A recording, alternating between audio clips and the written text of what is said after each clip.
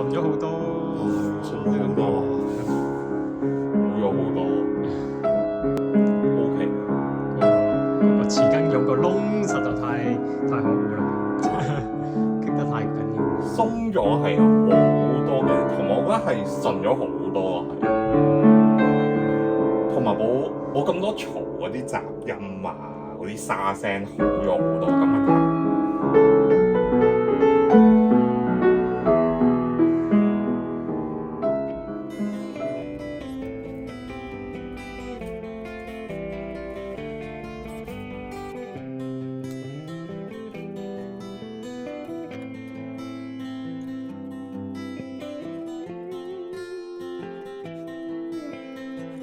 好啦，咁呢啲製音絨拆晒出嚟啦。咁拆咗出嚟之後，其實都見到佢已經有個凹痕喺度噶啦。咁呢個凹痕咧，咁其實就係呢個咧製音匙羹咧，佢磨到佢凹咗噶咯。匙羹絨拆晒出嚟之後咧，咁我就要換翻一個新嘅落去。咁換個新嘅落去咧，咁就要自己咧喺呢一卷絨嗰度咧重新 cut 過出嚟。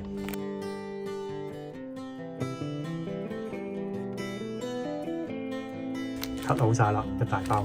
咁咧而家就落啲白膠漿上去，咁然之後黐翻上去，咁就 OK 噶啦。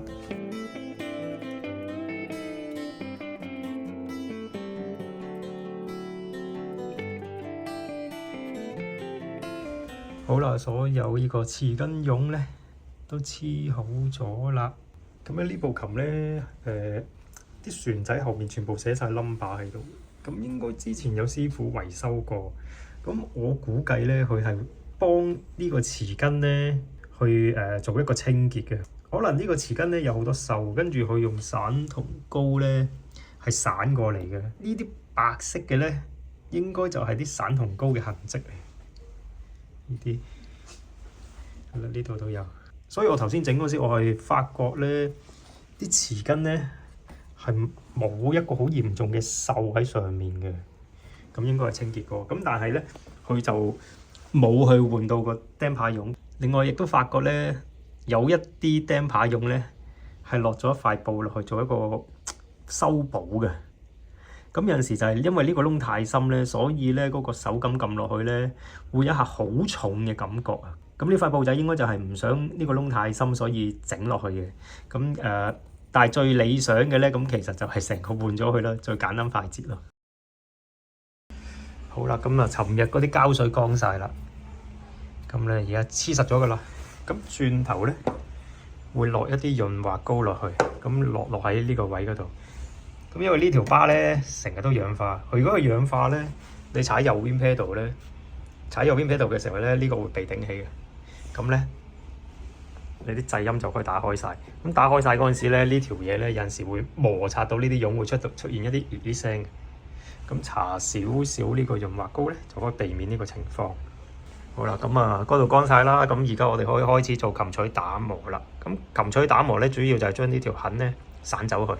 咁呢條痕咧就係因為成日打條線啊，個錘仔打條線打得多就會出現呢條痕噶啦。咁有陣時太深咧就散都散唔到，就要換錘噶啦。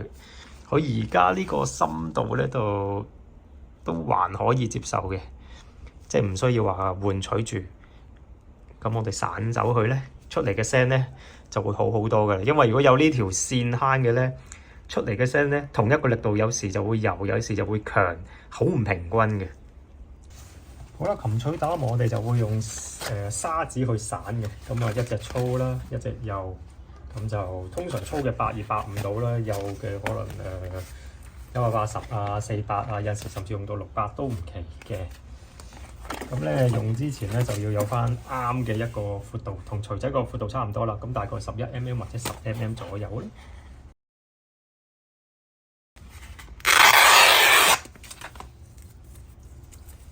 咁樣一條砂紙條，咁一陣咧就可以攞嚟散錘嘅啦。咁有啲人咧會一次過一大塊咧攞落去散嘅，咁唔係唔得嘅。咁但係通常都係要啲琴錘個損耗好少嘅時候，你先至可以用到咯。如果唔係好似頭先咁咧，彈咗咁多年咧，啲線坑比較深嘅咧，咁你咁大塊散落去咧，其實會散得冇咁好嘅，反而係逐個散咧係會散得好啲。好啦，咁我哋散之前咧有啲嘢要準備㗎啦。咁首先要揾啲嘢墊住嗰個底下先，咁啊避免佢啲水咧黐咗落個綠色用。咁啊另外啦，咁我要喺錘仔柄上面咧揾啲實嘅嘢墊住佢。咁咧你散嗰陣時咧就會受力啲。如果唔係咧，你後面呢度咧係擁抱軟綿綿咧，你喺度散佢喺度射咗力，咁就散得唔好噶啦。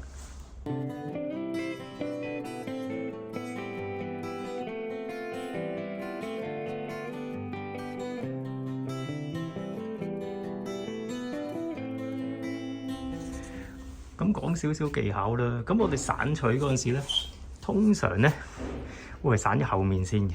點樣去預散後面多與少咧？你就會睇翻你個線坑有幾多。有線坑如果深嘅咧，可能你就會散多啲；淺嘅就少啲。咁啊，散嘅時候咧，我當你而家呢個情況就一般啦。咁我當散30下，然依個位散30下，跟住咧呢度又30下。咁然之後咧嚟到呢度咧，又係30下左右啦。咁有陣時都未必要數嘅，有陣時都係要睇下佢嗰個線坑嗰個深度咧，會唔係已經可以完全被散走咯？咁如果你發覺，咦嚟到呢度嘅時候，散完個線坑都仲喺度喎，跟住睇翻個形又好似怪怪地嘅時候咧，你就要喺呢一度再重新可能散多20下，又散多20下，然後呢度再散，咁嘅時候咧，你見到咦線坑冇咗啦，真係冇咗嘅時候啦，咁你先至可以散呢度同埋呢度。咁啊，散咗個底先啦。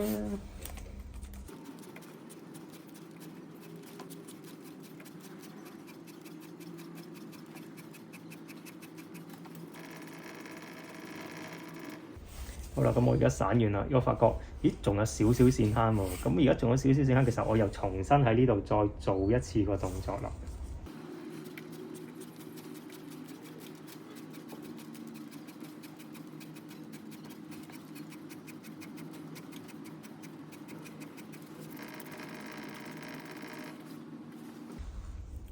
咁啊，睇一睇嗰個錘仔形啦，你會見到而家個錘仔形呢度係斜啲嘅，呢度係冇咁斜嘅。咁咧，我哋要睇翻呢度個線坑深唔深先。咁我而家睇咧 ，OK 啦，差唔多啦嘅時候咧，先至散埋呢度。咁你咧成個形咧就會尖翻啲噶啦。如果你發覺咧都係唔夠尖咧，咁呢度咧再散多少少，再散呢度，咁就會做翻一個咧靚嘅一個圓錐形出嚟。咁打啲聲咧就會靚啲嘅。咁但係注意啊，有陣時錘仔咧會係一邊大一邊細嘅。咁所以咧，你散嗰陣時要考慮埋一樣嘢。咁你散完之後咧，就唔好夾硬去遷就話兩邊都要一樣。咁如果佢本身就係一邊大一邊細嘅，咁就你散完之後 keep 翻佢都係一邊大一邊細。最緊要個形咧係圓錐形好睇咧，咁就 OK 嘅。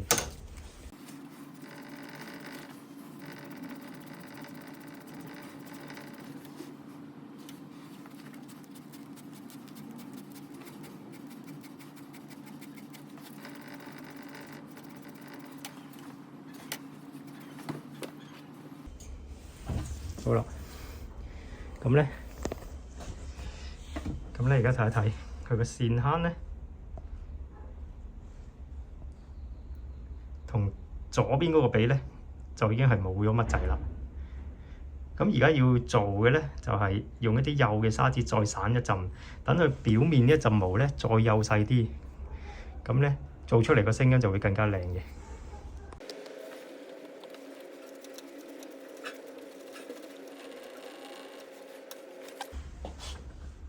而家睇睇咧，頭先散咗一陣幼砂紙之後咧，佢啲毛咧其實係幼細咗好多嘅。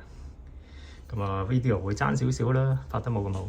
咁好啦，嚟到呢個步驟咧，其實我哋仲要有啲檢查，就係我哋打直望嘅時候，呢一個斜度同呢一個斜度係唔係差唔多或者水平？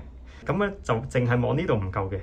我哋仲要咧係有180度咁樣望晒成個斜度係唔係同隔離嗰個差唔多？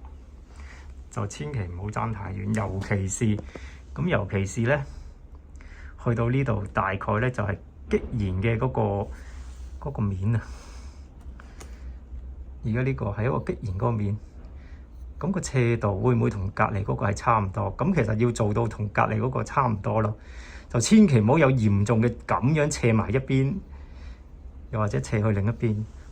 咁最後咧散完之後咧，我哋仲要動翻直個琴膽，再由上面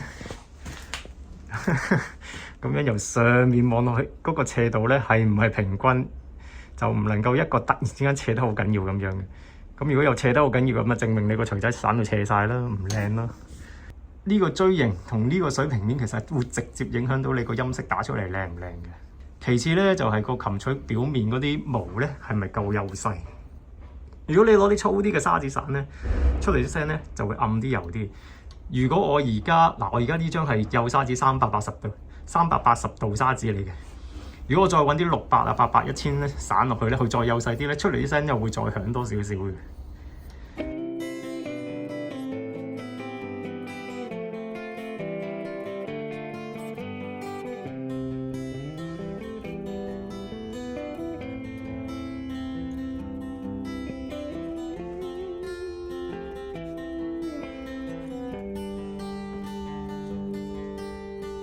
咁好，我哋而家咧就可以睇睇高音啦。高音啲線坑，高音啲線坑好深好深啊！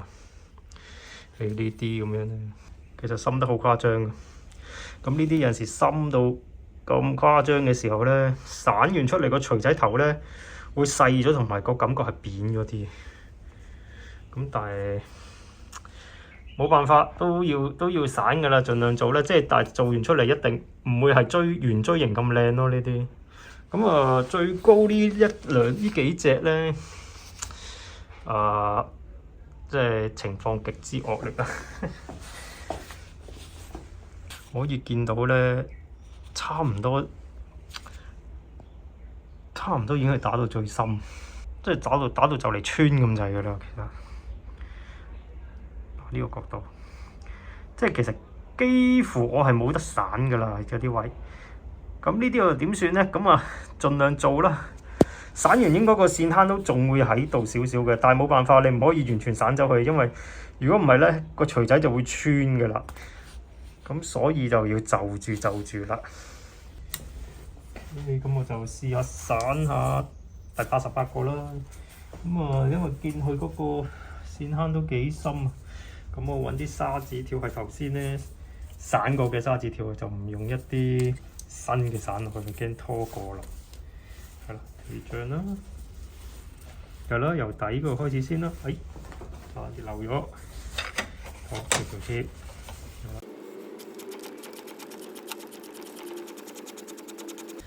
OK，咁有陣時我哋散嗰時咧都可以睇個陰影咧，估到咧個錘仔面咧嗰個水平有冇左右斜咗，又或者邊度散多咗、散少咗，其實靠少少陰影係睇到嘅。咁呢啲經驗啦，啱啱學散嘅朋友，咁就慢慢試咯。因為起初我散錘咧都散到第20-30步到啦，先至叫做真係做得靚。咁我調音係啦，呢行都17年啦。散過嘅琴我都已經數唔到啦，真係數唔到啦。到底自己做咗幾多步，我自己都唔記得啦。OK，來到非常之問水啊！咁咧散嗰陣時有陣時注意下啲毛嘅順向啦，因為有陣時會有啲琴錘咧咁樣一路散落去咧係 OK 嘅，你一路拖個方向。但係有啲咧會係咁樣拖完，你要咁樣拖翻上去咧，你啲毛先至順嘅。咁頭先我一直散都係順咗一個方向得㗎啦。呢個就特別啲啦，而家佢好薄啊，佢側邊個位好薄。而家散到咧上面有少少肥，下面咧就薄咗啲。可唔可以執到啦？盡量執啦。始終呢個錘咧都太誇張啦，個線坑，盡量做啦，就唔好過籠啦，係咯。有陣時真係寧願去側邊望埋去，唔會太靚都好，總好過你真係成個散穿咗啊！成散穿咗啊！真係，咁即係邊個賠翻個錘仔俾人？我而家呢個幼沙士啊，拖佢睇一睇先。咁我而家用緊咧呢啲沙紙咧係德國沙紙嚟嘅，佢唔係紙嚟嘅，係布帶嚟嘅。其實呢條布帶同埋呢條沙紙好襟用，一張呢啲咧。頭先我散咗中低音，我就用咗呢度。嗱呢隻就係唔係淨係順一個方向，我要呢邊拖翻轉頭咧，啲毛先靚。咁個力度都要好好控制咯。中低音嗰啲咧，你大力少少都 OK 嘅，但係呢啲咁嘅咧，你過籠咧即穿嘅。同埋有啲毛衰啊，你太大力，你越拖會越核突。要輕錫住佢先得，真係嬌生慣養。淨係呢隻錘都嘥咗好多時間啦。好，咁而家個錘咧大概啦。就係咁樣嗱，你會見到其實佢唔係話上下咧個絨咧非常平均嘅，唔係太平均。冇計啊，因為佢個線係太過深啦頭先。咁而家唯有咁樣就一就，如果再多少少咧，真係驚佢會穿。咁啊一陣啦，整好晒，到最後咧揾砂紙板再拖一拖翻靚少少啦。